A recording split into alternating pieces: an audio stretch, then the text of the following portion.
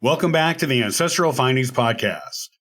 Today, let's discover the invaluable insights census records from 1790 to 1950 offer genealogists, and learn how to navigate, interpret, and incorporate them into your family history research.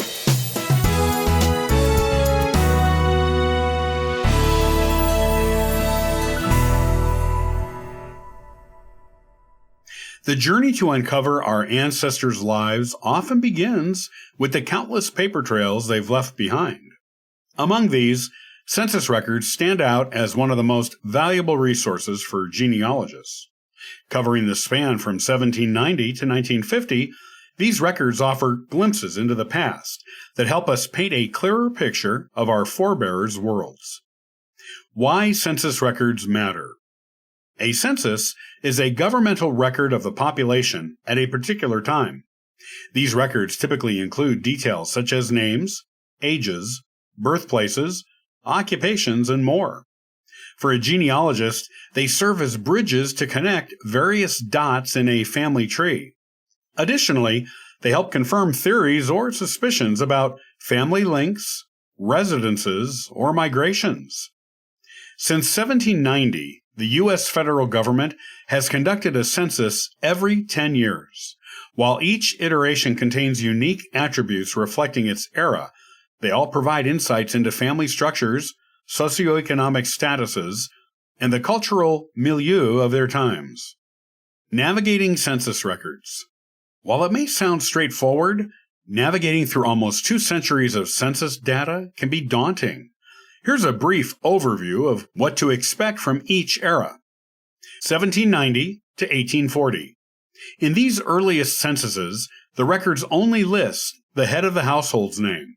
However, they provide counts of individuals living in the household, segmented by age group, gender, and other categories, like free white males, free white females, other free persons, and slaves.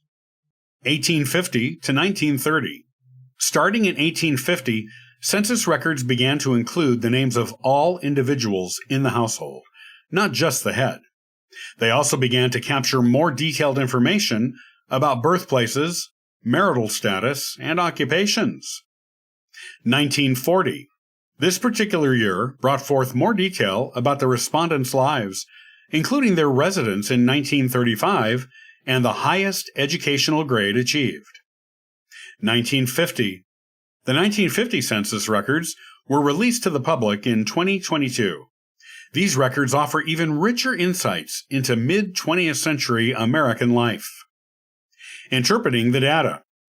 As fascinating as raw data can be, it's the interpretation that provides valuable stories and insights. Consider these techniques. 1. Track migrations. By following a family or individual through consecutive census records, you can discern migration patterns, whether across states or towns. 2. Observe household changes. The addition or disappearance of family members over the decades can indicate births, deaths, marriages, or moves.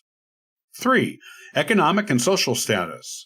Changes in occupations, property ownership, and education levels can hint at the socioeconomic journey of your ancestors. Challenges and limitations. As with any historical record, census data has its challenges. Misspellings and inaccuracies. Enumerators, or those who recorded the census, sometimes misheard names or made mistakes in recording. Missing records. Some census data has been lost or damaged over time. Notably, most of the 1890 U.S. federal census was destroyed in a fire. Cultural and racial bias. Early censuses particularly reflected the cultural biases and racial classifications of their times. This is evident in how they categorized individuals by race or ethnicity. Incorporating census data into your research. 1. Cross-reference with other sources. Always use census data in conjunction with other records, like birth or death certificates, to validate findings. 2.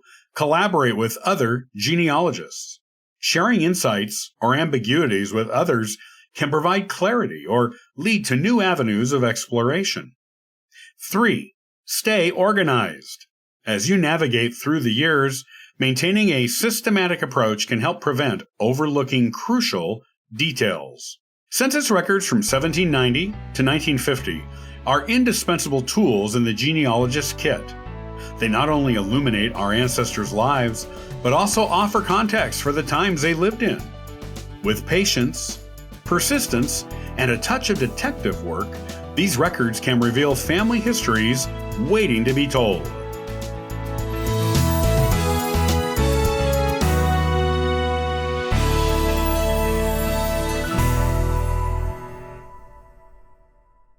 Hey, thank you for joining us today on the Ancestral Findings podcast.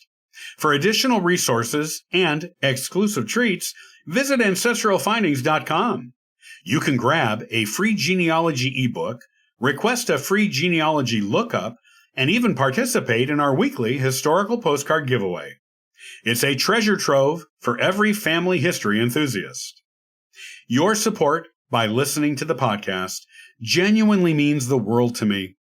If you want to support us in more ways, consider supporting us on Patreon or PayPal.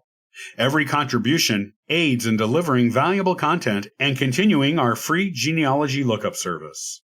From all of us at Ancestral Findings, thank you for being an integral part of our family history community since 1995. I hope you have a wonderful day, and as always, happy searching.